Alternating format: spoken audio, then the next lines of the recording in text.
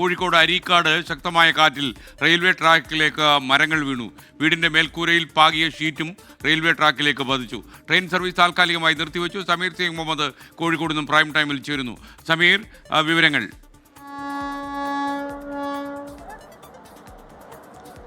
എസ്കെൻ, ശക്തമായ മഴയും അതേ തുടർന്നുള്ള വലിയ നാശനഷ്ടങ്ങളും തുടരുകയാണ്. അതിൻ്റെ ഭാഗമായിട്ട് തന്നെയാണ് ശക്തമായ ചുഴലിക്കാറ്റ് ഉണ്ടാവുകയും അതേ തുടർന്നാണ് ഇത്തരത്തിലുള്ള നാശനഷ്ടങ്ങൾ ഉണ്ടാവുകയും ചെയ്തിരിക്കുന്നത്. ഞാനിപ്പോൾ നിൽക്കുന്ന ഈ അരീക്കാട് ഭാഗത്തെ ഒരു വീടിൻ്റെ മേൽക്കൂര അത് പൂർണ്ണമായും ഈ ശക്തമായ കാറ്റിൽ ഇങ്ങോട്ട് റെയിൽവേ ട്രാക്കിലേക്ക് പതിക്കുകയായിരുന്നു. അതിൻ്റെ ഭാഗമായിക്കൊണ്ട് വലിയ രീതിയിലുള്ള നാശനഷ്ടം ഉണ്ടായിട്ടുണ്ട്. ഇപ്പോൾ റെയിൽവേ ട്രാക്കിലേക്ക് വീണ അതിൻ്റെ ഇലക്ട്രിക് ലൈനിനെ അത് പൊട്ടി വീഴുകയും അതുമായി ബന്ധപ്പെട്ടുള്ള നാശനഷ്ടങ്ങളുമാണ് ഉണ്ടായിട്ടുള്ളത്.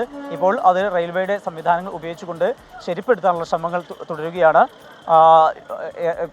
ഒരു 8 മണിയോട് കൂടിയാണ് ഈ സംഭവം ഉണ്ടായത്. ഇപ്പോൾ 1.5 മണിക്കൂറോളം കഴിഞ്ഞിട്ടാണ് ഇതിൻ്റെ രക്ഷാപ്രവർത്തനങ്ങൾ ഉണ്ടാകുന്നത്.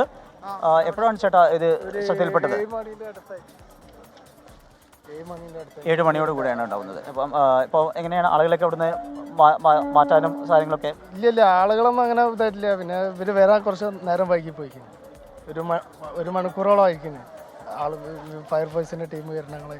ആളുകൾക്കൊന്നും സംഭവിച്ചിട്ടില്ല? ഇല്ല, ഒന്നും സംഭവിച്ചില്ല. പിന്നെ ഇവിടെ നാട്ടുകാരെല്ലാവരും കൂടെ മരങ്ങളൊക്കെ മുറിച്ച് മാറ്റി ക്ലിയർ ചെയ്ത് നിൽക്കുന്നത്. പിന്നാണ് ഫയർഫോഴ്സ് എത്തിയത്. എപ്പോഴാണ് സംഭവം?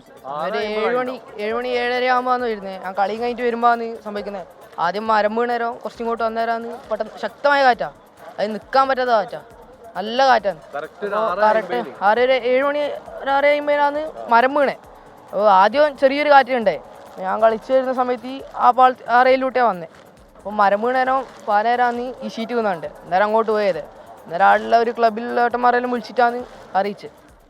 ചുഴലിക്കാറ്റായിരുന്നു. അതിശക്തമായ കാറ്റ്. ചുഴലിക്കാറ്റ് അതിശക്തമായി നടക്കണ ആ 10 മിനിറ്റ് നേരം അപ്പൊ ഇതിനെല്ലാം സംഭവിച്ചു കഴിഞ്ഞു. ഒന്നായിട്ട് ഈ റൂഫ് അതിന് ഇന്നലെ അവിടെ റൂഫ് വീണുണ്ട്.